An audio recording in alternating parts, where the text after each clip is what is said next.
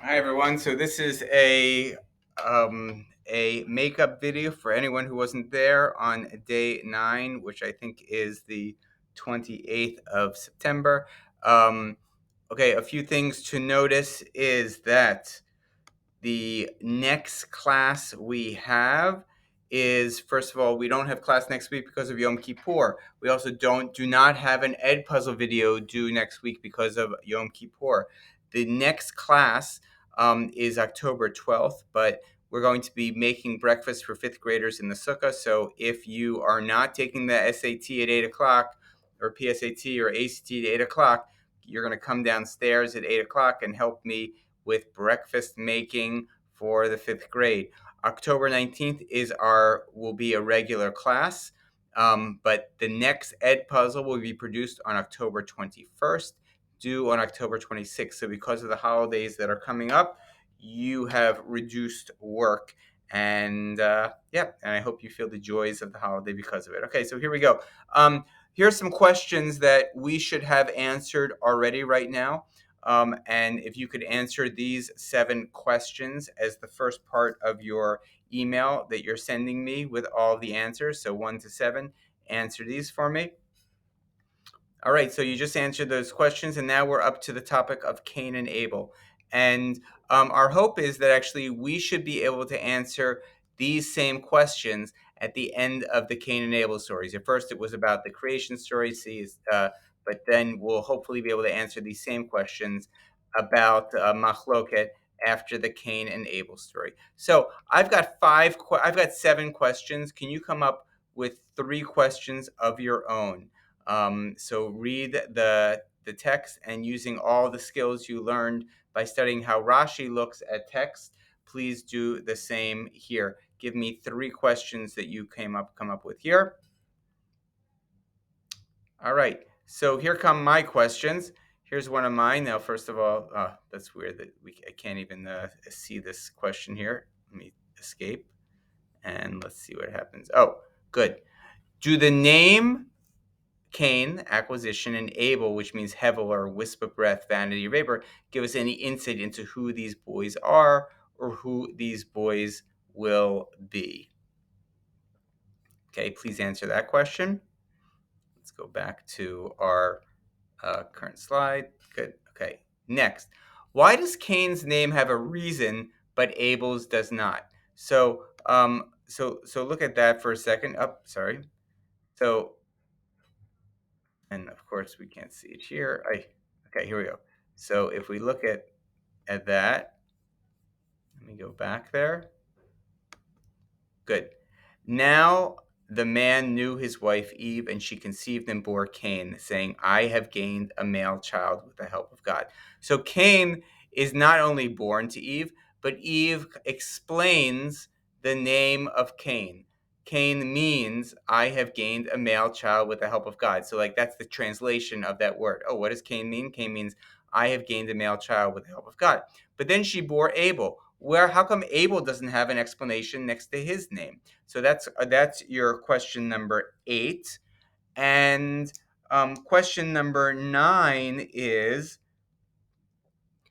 does the fact that Eve names Cain and the name that Cain is given, I've gained a male child with the help of God, does that connect at all to the need that Eve had in the creation story, right? We talked about Eve having a need, and that need was represented by a being on the low rung of the totem pole as far as the hierarchy of God, of Adam, and then of Chava, and Eve's need in some way to even the playing field, to say there's an inequality and I want equality. So, what does the name of Cain have to say about Eve gaining that equality or still lacking that equality?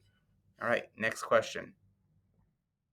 Um, the occupations of the 2 boys have something to do with who they are and their eventual fate. Obviously, we know the end of these stories is that Cain actually kills Abel. But do the occupation of the boys have something to do with who they are and their fate? answer that question. I think that's question number 10. And here we have it's just something we wanted to bring up with Jacob and Esau. We see when the boys grew up, Esau, right in the Jacob and Esau story, which comes later on, became a skillful hunter, a man of the outdoors. But Jacob was a mild man who stayed in the camp. So there is something about differences in personality and differences in occupation. But now I'm going to show you a page. This is a typical Mikro Gadolot. What is a Mikro Gadolot? Great question. I'm going to pull an example of a Mikro Gadolot off of my shelf right here. So here is a Mikrot Gadolot. Mikrot Gadolot is a kind of how often Jewish people study Torah. So if you see when I open this up, you'll see there's a page of Torah kind of in bold. And then all around it, to the sides, are commentators or Meforshim. So here's another example. We have our text there, and then comments all on the side from different kind of famous rabbis. Let me see if I can find another page. Here's a great one, right? So here's the page, and then all those different comments right next to it. And so that's kind of what this is trying to simulate, but in English. So here you see what I've done is I've placed up top the question, do the occupations of the two boys have something to do with who they are and their fate? And what I'd like you to do is to tell me which of these you think is a great answer, and why. Is it Rashi, Sforno, Haktav HaKabbalah, Chibab Yetera, or the Radak? So that's question number 11. Which one do you most agree with, and then why? So it's kind of a 11A, 11B. Okay. Next question. Why does Cain bring an offering to God? No one has actually done that before. Right? We've actually never, ever, ever heard in the Torah of someone ever bringing an offering to God. Why does Cain do it? That's question number 12. Question number 13. Why does Abel bring an offering to God? Look closely at the text, and you'll see something really interesting here that that that Abel brings an offering to God, but only after what? That's question number 12. So why did Abel seems to bring an offering only after Cain does.